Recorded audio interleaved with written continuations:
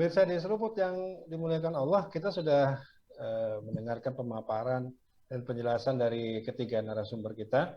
Nah, sekarang kita masuk ke sesi audiens. Ya, jadi dipersilahkan kepada para pemirsa di Seruput yang mau menyampaikan pertanyaan ya di Zoom meeting ini, silakan untuk dinyalakan mic-nya, sampaikan pertanyaannya di forum ini, atau melalui chat-nya juga boleh. Atau kalau yang menyaksikan melalui YouTube channel di Seruput juga boleh menyampaikan pertanyaan dari live chat yang ada di YouTube channel kita. Ya, kami persilakan bagi yang mau bertanya ke di forum ini, dipersilakan. Ada yang mau bertanya? Ya, sementara dari pemirsa live belum ada yang bertanya langsung. Ini ada pertanyaan yang masuk dari channel YouTube kita. Ya, pertanyaan di live chat channel YouTube kita. Ini pertanyaan dari Afika Cucu. Ya, saya bacakan pertanyaannya ya. Assalamualaikum. Izin bertanya, jika upaya untuk melemahkan KPK saja bisa dikatakan berhasil, kenapa KPK tidak dibubarkan saja sekalian? Ya, mungkin ini ada aspek-aspek politisnya. Mungkin Pak Wahyudi bisa menanggapi pertanyaannya, Pak Wahyudi?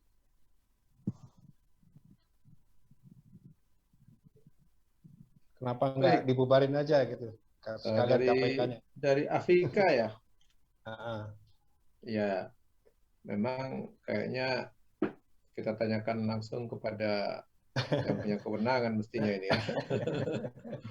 Kita kan nggak punya kewenangan, kita tapi punya pertimbangan untuk menasihati mereka dan punya analisis. Nah, menurut saya semestinya memang KPK tidak diperlukan lagi dalam konteks struktur negara yang normal. Memang kalau sekarang dibutuhkan karena memang negara tidak normal. Tidak normal karena tadi fungsi-fungsi lembaga negara itu tidak efektif menjalankan tugas-tugasnya. Dan memang kita lihat bahwa sekarang ini banyak sekali pejabat yang tidak firm atau tidak capable dalam lingkup tugasnya. Gitu. Jadi ya asal comot atau asal naruh gitu ya. Karena mungkin ada ada politik balas jasa waktu mensukseskan kampanye dulu gitu, sehingga ada artis jadi komisaris gitu ya kan gitu, bahkan ada mantan narapidana jadi komisaris juga gitu. Kan luar biasa ya. Nah ini itu menurut saya tidak hukum. Nah yang begitu saja bisa, apalagi ingin bubarin KPK kan lebih jauh lagi dari keinginan. Orang-orang bermasalah aja malah bisa menduduki posisi-posisi di berbagai lembaga, lembaga pemerintahan. Apalagi lembaganya ini sudah ada, masa mau dibubarin? Kita masih butuh orang lagi menaruh-naruh untuk kebutuhan-kebutuhan politik balas jasanya atau balas budi kepada orang-orang yang membantu dalam mensukseskan kampanye waktu masa lalu. Nah ini yang menurut saya agak sulit mereka membubarkan. Tentu mereka akan memelihara hanya memang ingin mengendalikan. Jadi kalau saya bilang ya sampai kapanpun tidak selesai. Sama dengan sekarang itu ada orang usulan dari kalau nggak salah dari Fadlizon mengatakan bahwa itu Densus 88 mestinya sudah dibubarkan, sudah tidak relevan dengan kondisi sekarang. Ya tentu sulit karena kan banyak sekali kalau membubarkan satu institusi itu berapa banyak itu pejabat yang akhirnya tidak punya jabatan kan gitu. Ya. Apalagi KPK itu berapa banyak itu. Kalau ada belasan lantai di gedung itu, berapa banyak pejabat yang akan kehilangan jabatannya, dan tentu akan menjadi persoalan. Dan mungkin tidak siap kalau kehilangan jabatan. Mereka mungkin lebih siap kalau negara yang kehilangan biaya atau pemborosan biaya, mereka lebih siap. Padahal jelas dengan banyaknya jabatan, dengan banyaknya lembaga itu, pemborosan anggaran negara jelas terjadi. Jadi kalau ditanya kenapa KPK tidak dibubarkan, tentu para politisi yang punya kewenangan membuat hukum, merevisi hukum, membuat aturan, tidak berkehendak untuk membubarkan karena itu menjadi bagian dari yang mereka butuhkan. Jadi ini kalau menurut saya sih memang karena kebutuhan politik jadi sehingga tidak dibubarkan. Begitu Bung Indra. Ya, jadi ada kepentingan-kepentingan politik di balik dari semua ini, baik didirikannya ataupun maupun dipertahankannya atau dibubarkannya, itu pasti ada kepentingan-kepentingan politik. Apalagi dilemahkan saja kan gitu. Apalagi dilemahkan saja. Baik, silakan pemirsa di Seruput yang mau bertanya.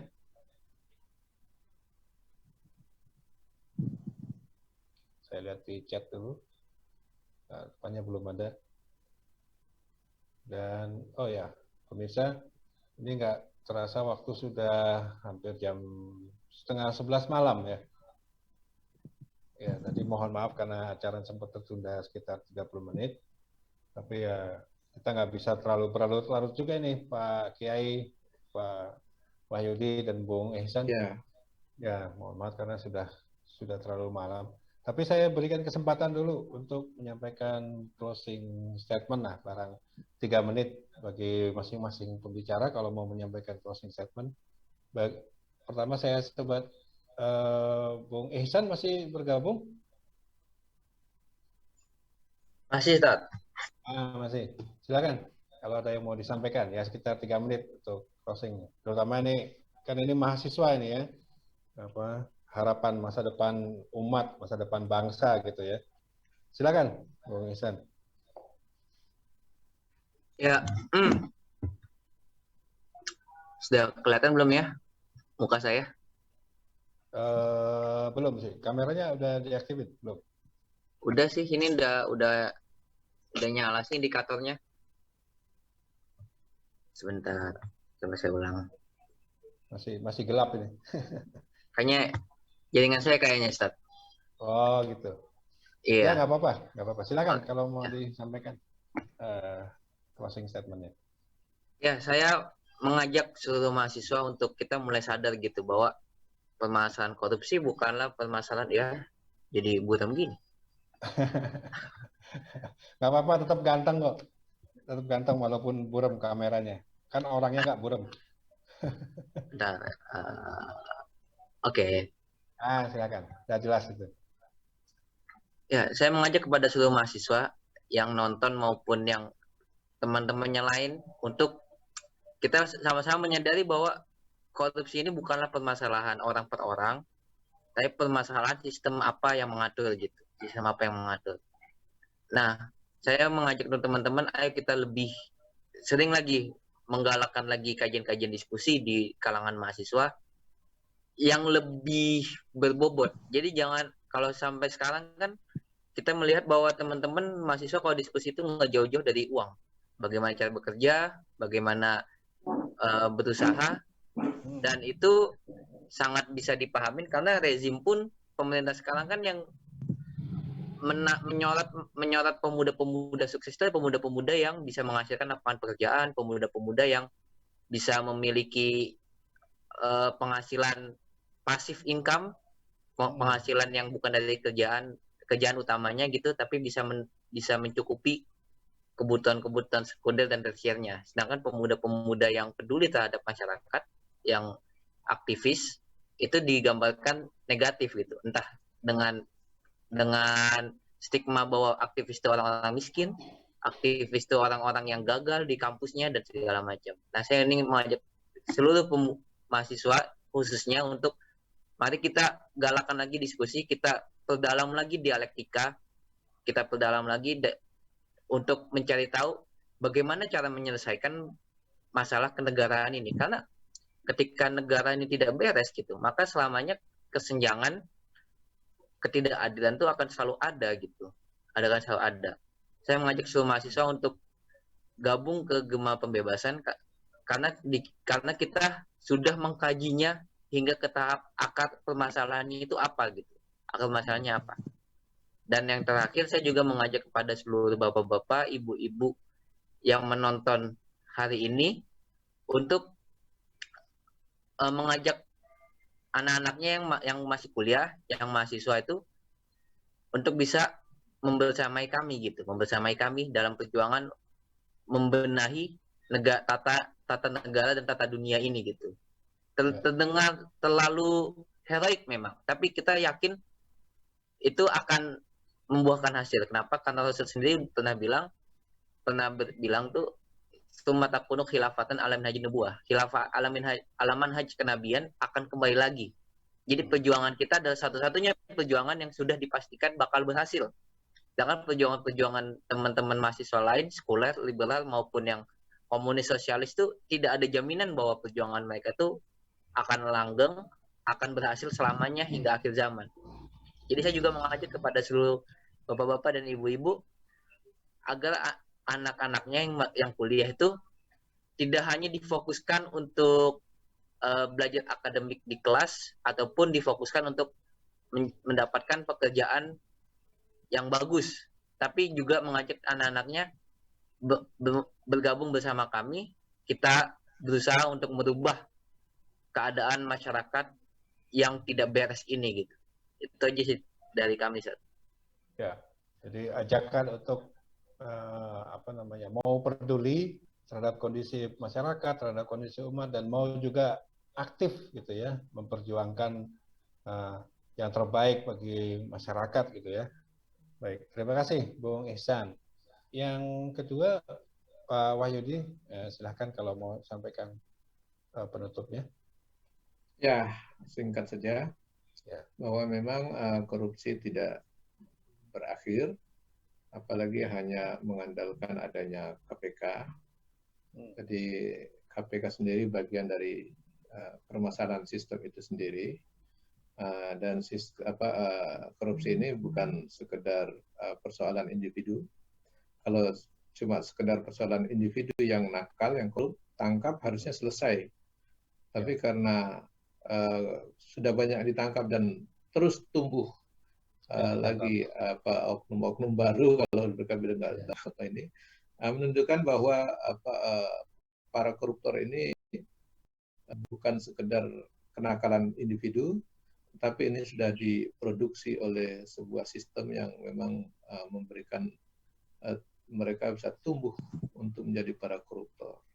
Ada gen-gen koruptor yang lahir setiap ada proses pemilu yang sedang dijalankan atau proses pesta demokrasi. Bahkan KPK sendiri menyebut 90% itu para calon kepala daerah itu kan dibiayai oleh para cukong. Jadi kalau sudah begitu pasti ada balas jasanya nanti. Dan itu adalah sudah menimbulkan gen-gen untuk korupsi dan berpotensi kelak ketika menjabat jadi koruptor. Wajar kalau banyak kepala daerah maupun para anggota dewan yang akhirnya ditangkap, KPK juga gitu. Walaupun mungkin kalau mau dikerja lebih keras lagi, mungkin bisa penuh itu penjara. Banyak sekali yang harus ditangkap. Tapi justru itu yang kita hindari. Semestinya pekerjaan kita bukan sekedar menangkapi para koruptor, tetapi harus membuat para koruptor itu bisa tercegah untuk korupsi secara sistemik maupun secara individu. Jadi pekerjaan kita ada membangun individu supaya menjadi individu yang takwa, sistem supaya bisa mencegah terjadinya korupsi, dan membangun kultur supaya saling kontrol di masyarakat untuk saling mengingatkan dan saling menasihati itu bisa tumbuh dengan baik. Mungkin 3 itu yang harus kita kerjakan bersama. Terima kasih. Assalamualaikum warahmatullahi wabarakatuh. Waalaikumsalam warahmatullahi wabarakatuh. Yang terakhir, Pak Kiai, silakan kalau menyampaikan penutupnya. Ya, yang saya sampaikan ini sudah penegasan saja ya dari apa yang sudah disampaikan para narasumber sebelumnya, Ustaz Wahyudi dan Mas Ihsan ya. Jadi memang benar bahwa dalam sistem yang ada hari ini tidak bisa kita berharap terlalu banyak. Bahkan kalau saya prediksi kekuatan para koruptor ini ya dan berbagai mata rantainya itu tidak akan semakin lemah, justru akan semakin kuat. Karena mereka sudah bisa mengendalikan lembaga yang ditugaskan untuk memberantas korupsi, gitu, kalau saya bilang. Ya, bayangkan mereka bisa membangun lagi sebuah opini yang kemudian diviralkan atas satu kejadian yang sudah selesai 2 tahun yang lalu, ya. Dalam hal ini adalah tentang bendera, dalam tanda kutip bendera HTI ini. Ini tentu bukan satu hal yang terjadi dengan sendirinya. Ini pasti ada satu upaya ya untuk kembali memviralkan, mengopinikan melalui buzzer-buzzer yang memang dibayar untuk membentuk suatu opini tertentu. Dan ini butuh biaya, dan itu bukan suatu hal yang sulit ya, bagi para koruptor itu untuk membangun opini-opini yang seperti itu, untuk kemudian memberikan ruang yang lebih luas lagi untuk mereka melakukan korupsi. Bahkan Novel Baswedan sendiri kan mengatakan bahwa mereka orang-orang yang menikmati suasana seperti ini, di mana korupsi bisa berjalan dengan lancar dan seterusnya, mereka punya kekuatan besar untuk membentuk opini-opini di tengah-tengah masyarakat, ya, termasuk memberikan stigma negatif terhadap 57 orang ini yang dipecat oleh KPK ini dengan stempel radikal dan seterusnya. Ya, jadi ini pekerjaan rumah yang tidak akan selesai selama kita berada di bawah naungan sebuah sistem yang jauh dari nilai-nilai ketakwaan, yaitu sistem sekuler. Ya. Nah, yang kedua adalah tugas kita untuk membangun kesadaran di tengah-tengah umat, untuk mengajak umat untuk berpikir out of the box tadi yang saya katakan, untuk berpikir keluar dari apa yang selama ini menjadi frame berpikir kita, bahwa kita masih akan bisa menjadi baik dengan sistem yang ada. Ya, ini sesuatu yang tidak mungkin. Ya, karena dari lahirnya saja sistem yang ada ini sudah jauh dari agama, sudah jauh dari Islam. Tidak akan mungkin menghasilkan orang-orang yang mempunyai ketakwaan yang baik, dan tidak mungkin juga akan menghasilkan hasil kerja yang baik. Karena memang dalam sistem seperti ini tidak akan pernah berbicara tentang mana yang halal dan mana yang haram. Tidak pernah berbicara tentang, oh ini perintah Allah, ini larangan Allah, ya, dan seterusnya. Ya, jadi sudah saatnya kita terus-menerus, ya, dan jangan pernah lelah, jangan pernah berhenti untuk berdakwah, membangun kesadaran di tengah-tengah umat tentang pentingnya dan wajibnya menerapkan syariat Islam secara utuh, secara kafah, sebagaimana yang diperintahkan oleh Allah Subhanahu wa taala, wa anihkum bainahum bima anzalallah. Hendaklah kalian mengatur dan menghukumi perkara-perkara di tengah-tengah manusia dengan apa yang telah diturunkan oleh Allah Subhanahu wa taala. Artinya dengan syariat Islam, dengan hukum-hukum Allah, dengan hukum-hukum Quran. Saya kira itu yang saya sampaikan.